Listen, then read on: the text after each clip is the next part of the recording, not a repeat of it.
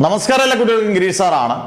ഈ വീഡിയോ എല്ലാ കുട്ടികളും മാത്സിന്റെ പരീക്ഷയ്ക്ക് മുമ്പ് കൃത്യമായിട്ട് കണ്ടിട്ട് പോകേണ്ട വീഡിയോ ആണ്, കണ്ടിരിക്കേണ്ട വീഡിയോ ആണ്, ഷെയർ ചെയ്യേണ്ട വീഡിയോ ആണ്. കാരണം ഇപ്പം നിങ്ങൾക്ക് ഈ തമ്മിൽ വളരെ വ്യക്തമാണ്. പ്രത്യേകിച്ച് കാര്യങ്ങളൊന്നും പറയേണ്ട ആവശ്യമില്ല.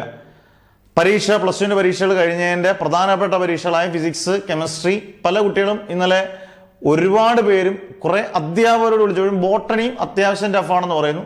എന്തായാലും സുവോളജി മാത്രമേ ഉള്ളൂ, ഇംഗ്ലീഷ് കുഴപ്പമില്ല, സമയം കിട്ടിയില്ല എന്ന് പറയുന്നു. എന്നാൽ പോലും ഇംഗ്ലീഷ് കുഴപ്പമില്ല. പ്രധാനപ്പെട്ട വിഷയം ഫിസിക്സ്, കെമിസ്ട്രി എന്തായാലും ടഫാണെന്നുള്ളതിൽ സംശയമില്ല. അന്നേരം ഇനി മാത്സ് എന്ത്? അന്നേരം നമ്മൾ എല്ലാ വിഷയങ്ങളും അത്യാവശ്യം നല്ല രീതിയിൽ ടഫാക്കി, അല്ലെങ്കിൽ കുറച്ച് അധ്യാപകർ പറയുന്ന പോലെ സ്റ്റാൻഡേർഡ് ആക്കി എന്തായാലും കുട്ടികളെ ബുദ്ധിമുട്ടിക്കുന്നതാണ്. ഇന്നലെ എനിക്ക് വളരെ ഇഷ്ടപ്പെട്ടൊരു കമൻ്റ് ഉണ്ട്, ഇതിനിടയിൽ പറഞ്ഞോട്ടെ. ഇങ്ങനെയാണെങ്കിൽ മിക്കവാറും ബംഗാളികളെ മാറ്റി വല്ല പണിക്ക്, വാർക്കപ്പണിക്ക് വല്ലതും പോകേണ്ടി വരും എന്ന് പറയുന്ന കമൻറ്റുകളൊക്കെ ഇട്ട കുട്ടികളുണ്ട്. വളരെ ഗംഭീരമായിട്ട് ചിന്തിച്ച് കമൻ്റ് ഇടുന്ന ഒരുപാട് കുട്ടികളുണ്ട്. കമൻറ്റ് വായിച്ചാൽ തന്നെ നമുക്ക് വളരെ പോസിറ്റീവും ആയിട്ടുള്ള, ഇത്രയും വിഷമത്തിലും വളരെ നർമ്മത്തോടുകൂടി കമൻ്റ് ഇടുന്ന കുട്ടികളുണ്ട് എന്നുള്ളതാണ്. പക്ഷെ ഞാൻ പറഞ്ഞു വരുന്നത് മാത്സിൻ്റെ കാര്യമാണ്. മാത്സ് നിങ്ങൾ കംപ്ലീറ്റ് പഠിക്കുക എന്നുള്ളതാണ് ഒരു അധ്യായം എന്നുള്ള രീതി ഞാൻ പറയുന്നത്. കാരണം ഒരു പ്രിക്വേഷൻ തന്നെയാണ് ഈ രണ്ട് പരീക്ഷ നമുക്ക് തരുന്നത്. കാരണം ഫിസിക്സും കെമിസ്ട്രിയും തരുന്നത് നമ്മൾ ഒരിടത്തുനിന്ന് നോക്കണ്ട. ഇപ്പം നമ്മൾ തന്നെ ഇമ്പോർട്ടൻറ്റ് ക്വസ്റ്റ്യൻസ് അതിൻ്റെ ഫുൾ ആൻസേഴ്സ് ഓരോ ചാപ്റ്റർ അധ്യാപകരോട് പറഞ്ഞു, ഓരോ ചാപ്റ്റർ എടുത്ത് ഇപ്പം ഇൻ്റഗ്രേഷൻ 1 മണിക്കൂറിൻ്റെ ഒരു വീഡിയോ ഉണ്ടായിരിക്കും. പക്ഷെ 6 ദിവസം നമുക്കുണ്ട്.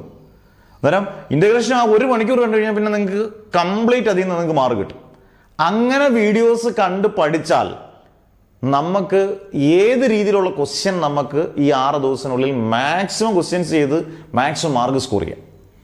ഇനി നിങ്ങൾ ഒരു പരീക്ഷണത്തിന് മുതിരരുത് ഒരു കുട്ടികളും. മാത്രമല്ല പല കുട്ടികളും ഫിസിക്സ് പരീക്ഷ കഴിഞ്ഞതോടുകൂടി മാനസികമായിട്ട് അയ്യോ ഇനി വയ്യ. കാരണം മെയിൻ പരീക്ഷ ഇംഗ്ലീഷ് ആണെങ്കിൽ പോലും ഫിസിക്സിനാണല്ലോ പ്രാധാന്യം കൂടുതൽ.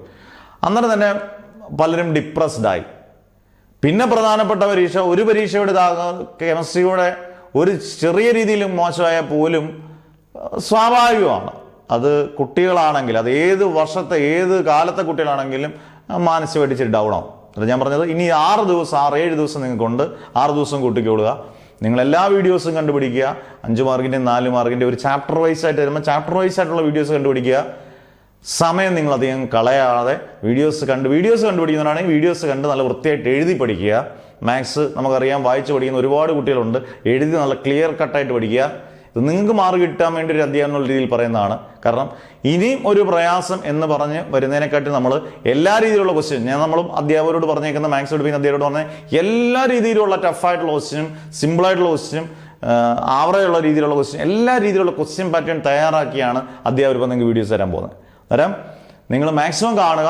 ഈ പറഞ്ഞ പോലെ ഏത് ഘട്ടമായാലും, ഇപ്പം കോവിഡ് ആണെന്ന് പറയുമ്പം നമ്മൾ അതിനെ അതിജീവിച്ചേ പറ്റൂ.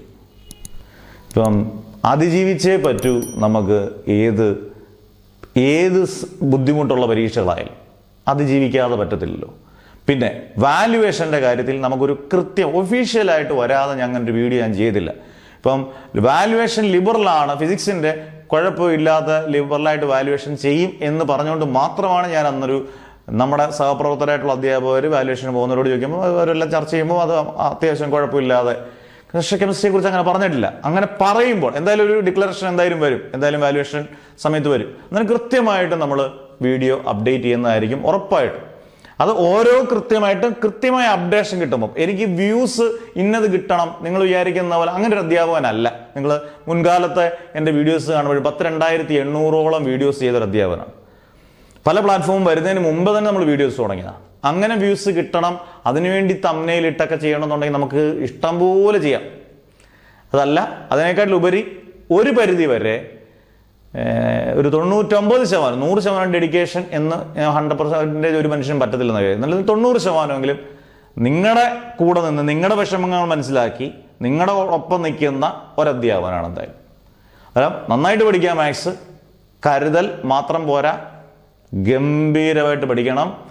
അങ്ങനെ ആണെങ്കിൽ, ഈ പറഞ്ഞ രീതിയിൽ നിങ്ങൾ പഠിച്ചു പോവുകയാണെങ്കിൽ, നിങ്ങൾക്ക് ഏതായാലും ഫ്രീ വാട്സപ്പ് ഗ്രൂപ്പിനകത്ത് നമ്മൾ വീഡിയോസ് എല്ലാം ഇടുന്നതായിരിക്കും.